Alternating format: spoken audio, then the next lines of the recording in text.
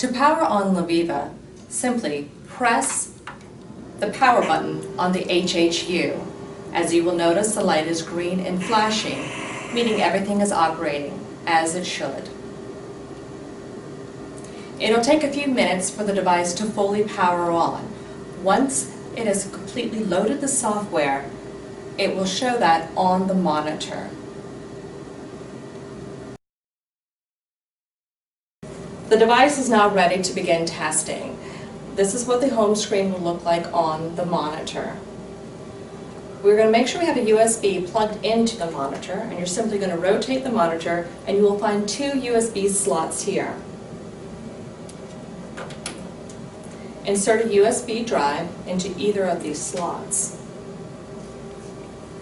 To begin the test, we will simply press the button that says Begin Test. Our first requirement, step 1, is to enter patient information. We would need to make sure that we have a valid birth date.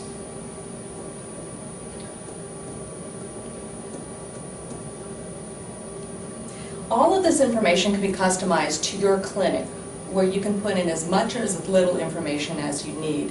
We currently have everything being displayed. Patient's first name, patient's last name, patient ID, the operator's name, and then the clinic's name. With everything done, the button is green and highlighted for Continue.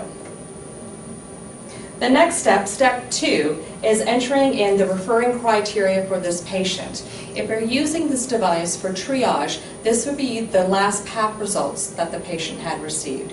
If you're utilizing this device for screening, you're going to select negative with other factors.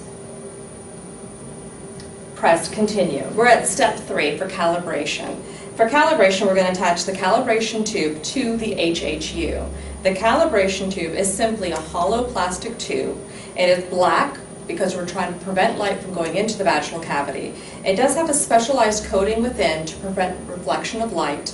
And then the cap itself has special paper. This paper is used in essence for white balance in calibration to make sure that we are getting the correct results. On the side that attaches to the HHU, you'll see there is a flange with a green dot. This green dot is the RFID. To attach the cervical guide to the HHU, you're simply going to align the notches to the pins on the HHU. And there's also a helpful drawing on the HHU. Simply churn. You'll hear a soft click, and that's how you know the cervical guide has been correctly attached. You do want to verify that the cervical cap is nicely attached to the end. Simply redock the HHU and press Start Calibration. During calibration, the device is doing its own testing. It's testing the computer, the lamp, and all the other components within the device to make sure that everything is working properly before the actual scan. If there's any problems found within this time, you would be notified. Once calibration is complete, you're now at step 5. This is when the patient can be prepared for the examination. The patient's brought in, a speculum has been inserted into her vaginal cavity. We are applying nothing to the cervix. We're simply just going to use gauze to wipe off any excess mucus or blood. Once that has been done, we will simply insert the cervical guide through the speculum until we touch the cervix. Undocking the HHU with the cervical guide, I'm going to remove the cap and dispose of this. Press Continue. We now have a live video feed on the monitor.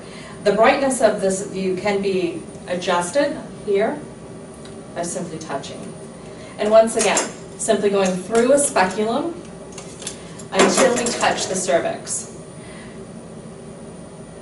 with the goal of having good contact with the cervix. Once contact has been made, one can simply press the Start Scan on the monitor or press the trigger button on the HHU.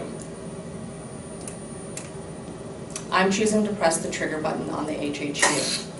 During scanning, light is simply scanning the cervix. The patient does not feel anything. There's no heat, it does not tickle, and there's no discomfort to her. The scan takes a little over 1 minute, and then you have an instant result. Once again, we are in demonstration mode, so this is going a bit faster than what would happen in real life. The first screen that you will see is to make sure that the os has not moved too much during the scan. We want to make sure that's as much as the center of the circle as possible. If everything looks good with the before and after image, we would select yes. If too much movement had taken place, we would select no, and you can re-scan the patient. You can scan the patient 2 more times after this with the same cervical guide. After which we're being told to discard the cervical guide. Simply unlatch the cervical guide from the HHU and dispose of it. It cannot be reused.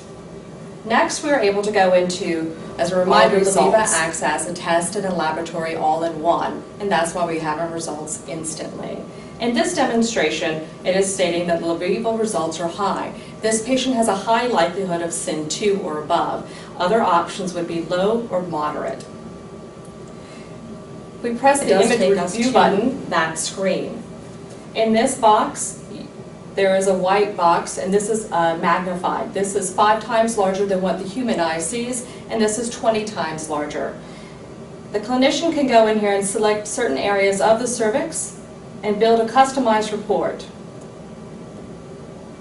These images will be captured here, and then to see what the final report would look like, you would press View Report, and it is compiled as a PDF. The LuViva report form captures all the information that you had entered in on that patient. First name, last name, operator name, and clinic, if you so choose to have those on there. It also captures the cytology input, the LuViva result, and your quality assurance.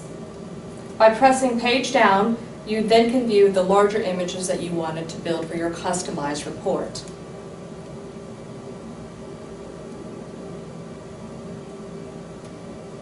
Once you're finished reviewing the report, press Close, save the report, and you're done.